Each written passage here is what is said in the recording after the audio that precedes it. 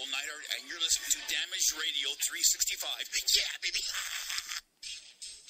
The following announcement has been paid for by the New World Order. Welcome back after that brief commercial break. Of course, unless you're living under a rock, we are 5 days away from Super Bowl 51 taking part, approximately 6:30 p.m. Eastern Time between the NFC champion Atlanta Falcons and, surprise, surprise, the AFC champion New England Patriots. Currently, Las Vegas has the Patriots as a 3-point favorite, with the over-under at 59. That 59 points would be the highest over-under in Super Bowl history if it holds. A lot of reasons to believe why this would be a high-scoring game, despite the Patriots having the stoutest scoring defense in the NFL. Let's take a closer look at each team really quick, starting with the Atlanta Falcons. They went 11-5 in the regular season, earning the second seed in the NFC. They scored 540 points in the regular season. That's a 33.8 point per game average. That is tied for the 7th most in NFL history. Their defense, scoring-wise, wasn't that spectacular, though, as they allowed 25.4 points per game, which was 27th out of 32 teams in the NFL. They come into the Super Bowl on a 6-game winning streak, as they won their last 4 regular season games, as well as their 2 playoff matchups. During those 6 games, they've scored 234 points, which is 39 points per game. Their 2 playoff games, they defeated the Seattle Seahawks 36-20 and defeated the Green Bay Packers 44-21. Their defense has looked improved, over this winning streak. And, part of the reason why their offense is scoring such an insane amount of points, as I mentioned, 39 points per game during the 6-game winning streak, well, they take care of the ball. In their last 4 games, they have not turned the ball over once, and they only have 1 turnover in those 6 games. And the defense is doing their part, as they have forced 13 turnovers in those 6 games, so a plus 12 turnover ratio in the 6 games, average of plus 2, I don't have the percentages in front of me, but if a team's plus 2, they're highly likely to win the game. They are led by quarterback Matt Ryan, the likely choice for most valuable player. After somewhat of a disappointing 2015 season, Matt Ryan easily had the best season of his career, which should culminate in his first MVP award. He completed 69.9% of his passes for 4,944 yards, 38 touchdowns, just 7 interceptions, and a crazy 117.1 quarterback rating. That is the 5th highest in NFL history. He has been even better in his 2 playoff games, as he's completed 53 of 75 passes, 70.7 completion percentage, has 730 yards passing, 7 touchdown passes, 0 interceptions, and he's also ran in a touchdown. So Matt Ryan has been completely unstoppable in the playoffs. The passing game isn't the only, reason why the Falcons are such a high-powered offense. Quite possibly have the best 1-2 combination of running backs in the NFL between Devonta Freeman and Tevin Coleman. The 2 running backs during the regular season combined for 1,599 rushing yards and 19 rushing touchdowns, also adding 883 receiving yards and 5 receiving touchdowns. Over the course of the season, that's pretty ridiculous. You often hear how the NFL has become a passing league, and, it definitely has more so. The running game hasn't been quite as important to a lot of teams. Don't tell that to the Falcons, though, who utilize 2 running backs, and utilize them well as they both showcase their talents each and every week. Matt Ryan, of course, likely MVP. Julio Jones, arguably the best wide receiver in the game. Just such a high-powered offense. Part of the reason why this over-under is all the way at 59. Have one of the more reliable kickers in the NFL, Matt Bryant, who at 41 years old is making his first Pro Bowl. Converted on 34 of 37 field goals and 56 of 57 extra points.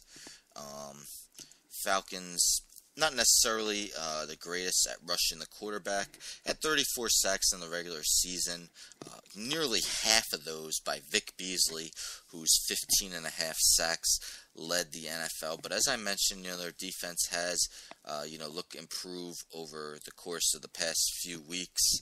And, they're definitely going to need to maintain that improvement as they take on the New England Patriots. New England Patriots, this is their 9th Super Bowl. That breaks a tie with the Denver Broncos, Dallas Cowboys, and Pittsburgh Steelers for most Super Bowl appearances in NFL history. No surprise. Patriots just doing what the Patriots do, as finished 14-2 on the 14-2 during the regular season, despite Tom Brady being suspended. The first 4 games of the year went 3-1 without him. Their 441 points was an average of 27.6 points per game, 3rd in the NFL.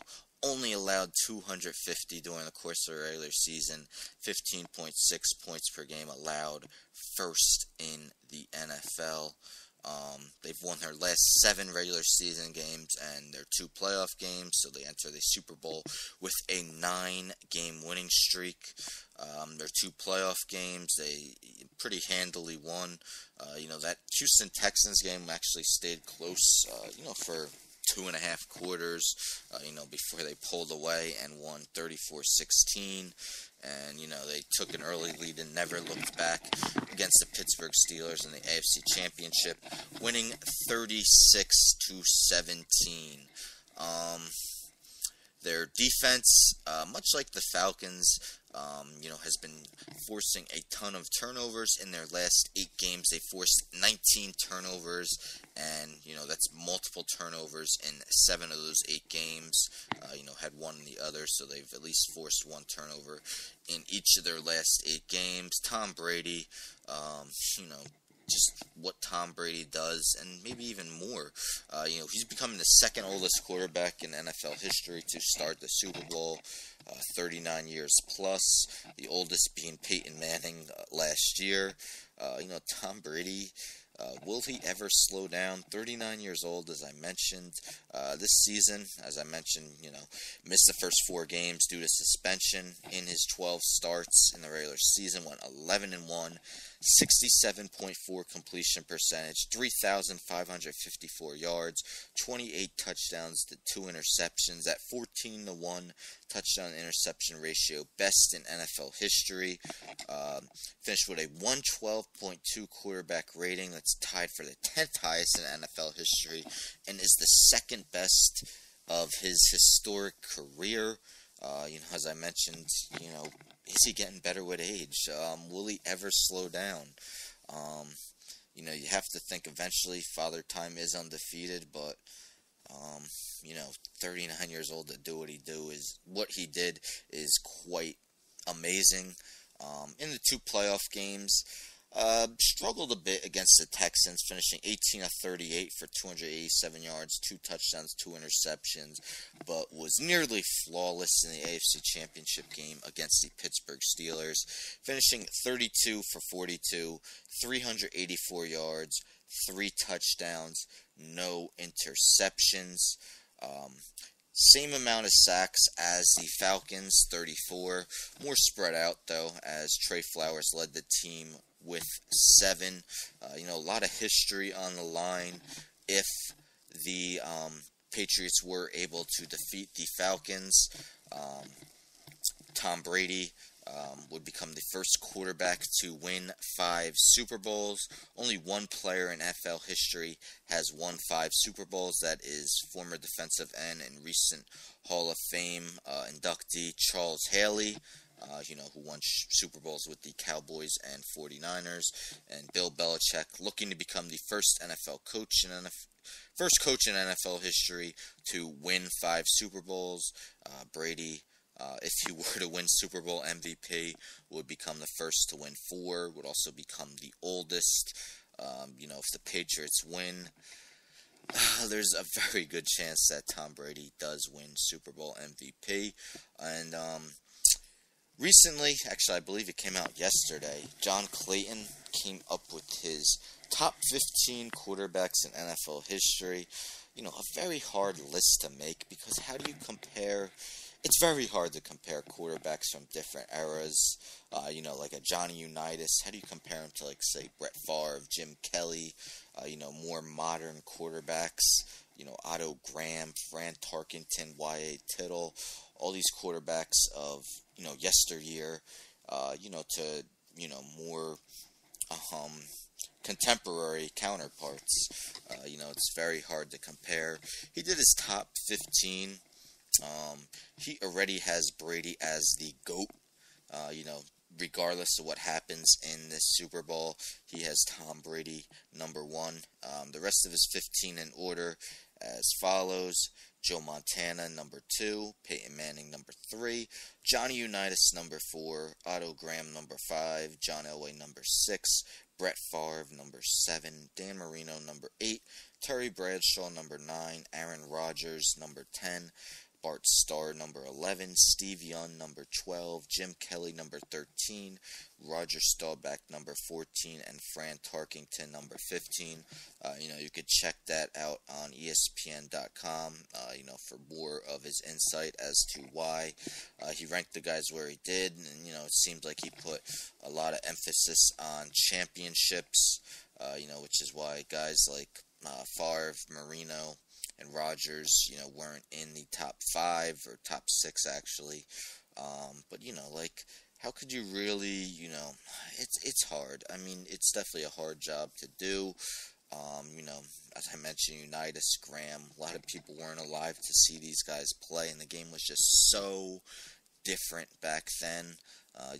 Rules are definitely more passer friendly, with pass interferences, not being able to put your hands on wide receivers, just definitely more of a passer friendly era than back when guys like Unitas and Graham played. So definitely a difficult thing to do. But, as I mentioned, if you want to check that out on ESPN.com, you may do so. Also, real quick, this is the 6th Super Bowl in NFL history where the top scoring offense is facing the top scoring defense. As I mentioned, the Falcons 33.8 points per game, first in the NFL. The Patriots 15.6 points per game allowed, first in the NFL. The top scoring defense in the NFL has won 4 of those 5 previous Super Bowl matchups. So the Patriots will look to make it 5 of 6. Patriots 4-4 all time in the Super Bowl. Their 5th win would tie them for second most, only 1 behind the Pittsburgh Steelers, who have 6. As I already mentioned, this is their 9th Super Bowl, breaking a tie with 3 other teams. Atlanta Falcons 0-1 in Super Bowl history. Back in the day of the Dirty Bird, then they had Jamal Anderson at running back, Chris Chandler at quarterback, Tony Martin, Terrence Mathis at wide receiver, just to name a few of their players. So only their 2nd Super Bowl appearance in team history, and will look to win their first ever Super Bowl. So definitely a lot to look forward to. Las Vegas and many others definitely believe this will be a shootout. And why wouldn't you when it's, likely the top 2 MVP finishers this year Matt Ryan expected to win. Tom Brady likely to finish second. Maybe Aaron Rodgers finishes second if, voters vote for him because he played all 16 games rather than Brady missing the first 4.